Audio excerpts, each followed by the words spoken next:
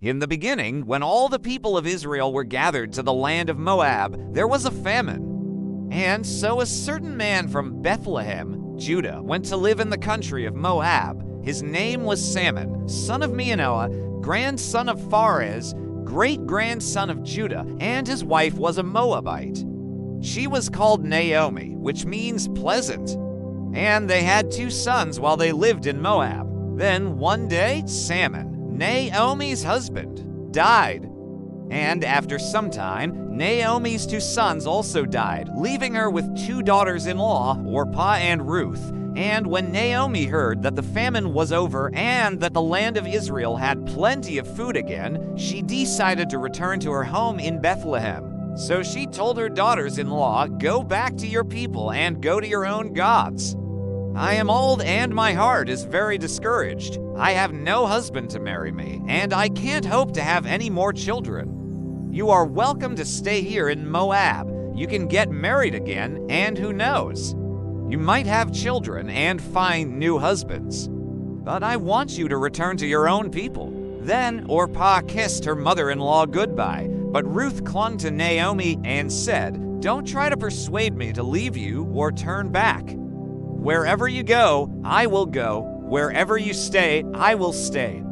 Your people will be my people, and your God will be my God. In fact, when you die, I will die, and there I will be buried. May the Lord deal with me, be it ever so severely, if anything but death separates you and me." When Naomi saw how determined Ruth was to stay with her, she stopped trying to convince her to go back to Moab. And so they started the long journey to Bethlehem together. And when they arrived in Bethlehem, Ruth went out into the fields to gather grain that had been left behind after the harvesters had finished their work. This is what we call gleaning. And it happened that the field where Ruth went to glean was the field of a rich man from Bethlehem.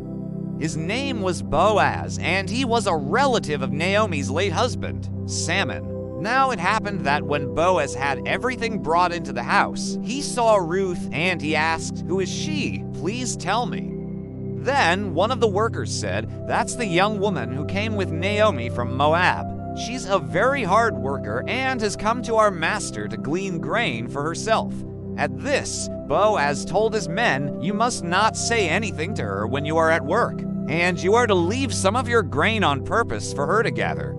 And you must not rebuke her, but secretly encourage her to gather more." Then Naomi said to Ruth, "My daughter, I am so grateful that you have come back to Israel, because I want you to know that Boaz has a good reputation in our community.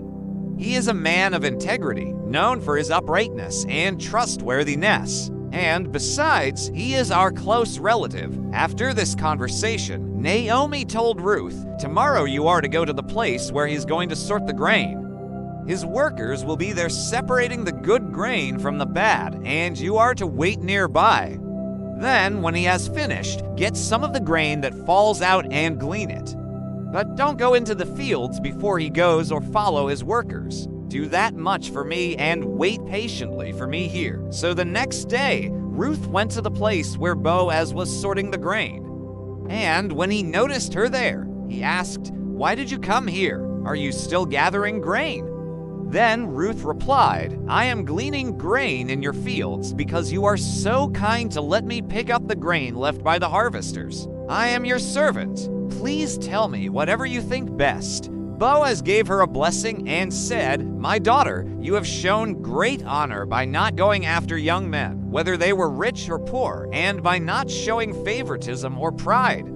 Now everyone around town knows how you have treated your mother-in-law since the death of your husband, and how you have cared for her. May the Lord Almighty reward you fully for what you have done.